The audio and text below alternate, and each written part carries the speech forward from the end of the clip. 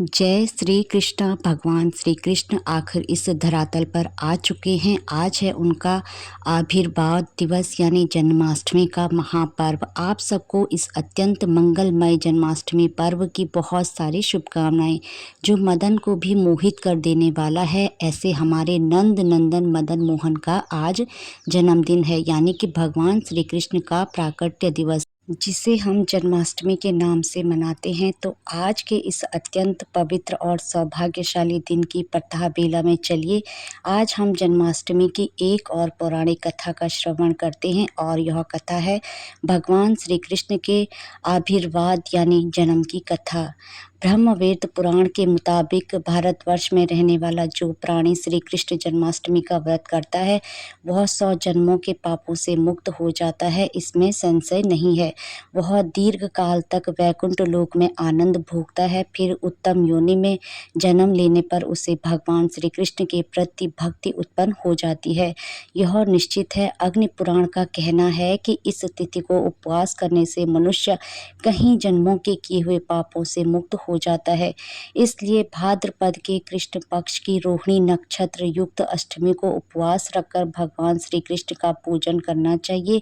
यह भोग और मोक्ष प्रदान करने वाला है। जन्माष्टमी का व्रत करने से संतान प्राप्ति, दीर्घ आयु और समृद्धि की प्राप्ति होती है। अब आइए श्रवण करते हैं जन्माष्टमी की पावन कथा।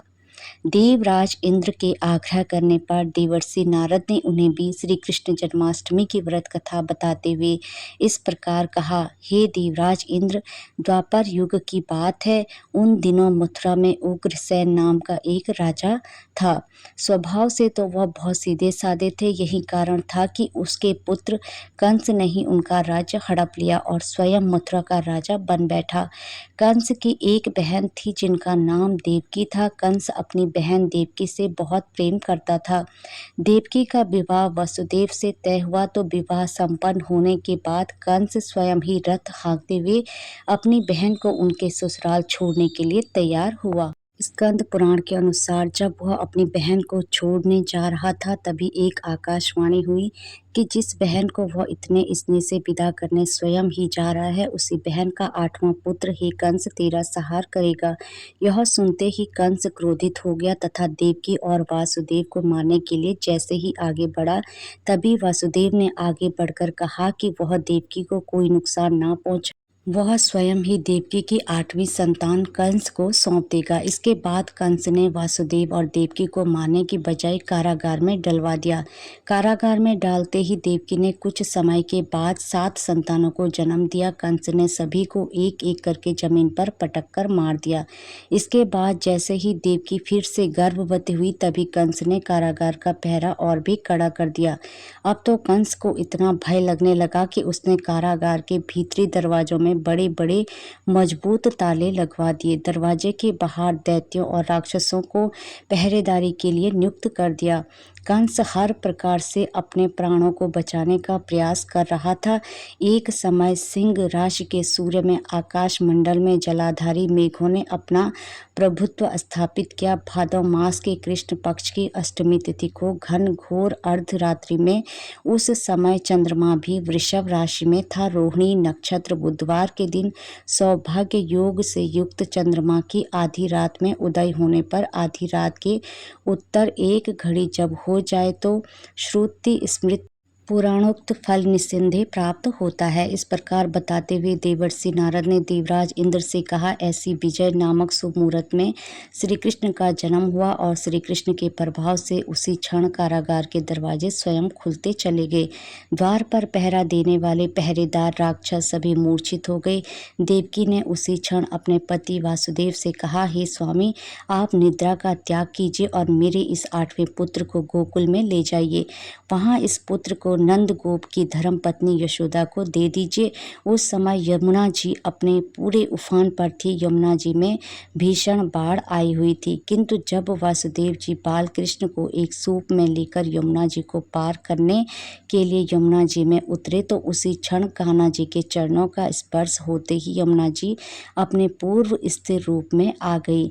इसी प्रकार वासुदेव जी गोकुल पहुँचे और नंद बाबा के घर में प्रवेश करके उन्होंने अपना पुत्र तत्काल उन्हें दे दिया। उस समय यशोदा मैया गहरी नींद में थी, तो उन्होंने नवजात कन्या को उनके पास से उठाया और अपना पुत्र नवजात कन्या की जगह पर रख दिया और वापस मथुरा में लौट आए। प्रातःकाल होने पर जब सभी राक्षस पहरेदार निद्रा से जागे, तो कंस ने द्वारपालों से पूछा कि अब देवकी के गर्भ से क्या हुआ, इस बात का पता लगाकर मुझे बताओ। द्वारपालों ने कंस की आज्ञा को मानते हुए जब कारागार में जाकर देखा, तो वहां देवकी की गोद में कन्या थी, जिसे देखकर द्वारपालों ने तुरंत कंस को बताया। किंतु कंस को तो उस कन्या से भी भय होने लगा, इसलिए वह स्वयं कारागार में गया और उसने देवकी की गोद से कन्या को छीन लिया और उसे एक पत्थर की चट्टान पर जैसे ही पटकने वाला था कि वह कन्या उसी क्षण श्री हरि की माया से आकाश की ओर चली गई और एक दिव्य ज्योति के रूप में बदल गई।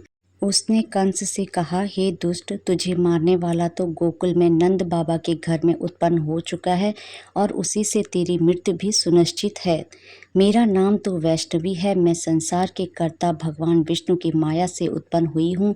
ऐसा कहकर वह माया स्वर्ग की ओर चली गई। उस आकाशवाणी को सुनकर कंस क्रोधित हो उठा।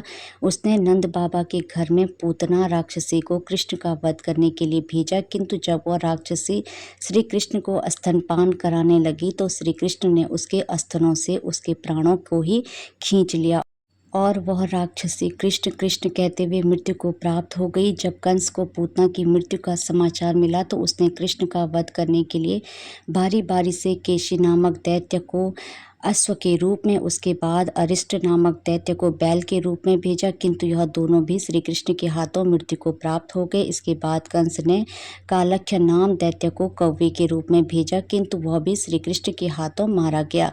अपने बलवान राक्षसों की मृत्यु के आघात से कंस अत्यधिक भयभीत हो गया। उसने द्वारपालों को आज्ञा दी कि नंद बाबा को तत्काल मेरे सामने उपस्थित किया जाए। द्वारपाल नंद बाबा को लेकर जब उपस्थित हुए, तो कंस ने नंद बाबा से कहा कि अगर तुम्हें अपने प्राणों को बचाना है तो पारिजात के पुष्प लेकर आओ, अगर तुम नहीं ला पाए तो तुम्हारा वध निश्चित है। कंस की बातों को सुनकर नंद जी ने ऐसा ही होगा कहा और अपने घर की ओर चले गए। घर आकर उन्होंने सारा वृत्तांत अपनी पत्नी यशोदा जी को सुनाया, जिसे भगवान श्री कृष्ण भी सुन रहे थे। एक दिन श्री कृष्ण ने अपने मित्रों के साथ यमुना नदी के किनारे गेंद खेल रहे थे और अचानक स्वयं में ही गेंद को यमुना नदी में फेंक दिया। यमुना नदी में गेंद फेंकने का मुख्य उद्देश्य यही था कि वे किसी भी प्रकार से पारिजात पुष्प को तोड़कर ले आए।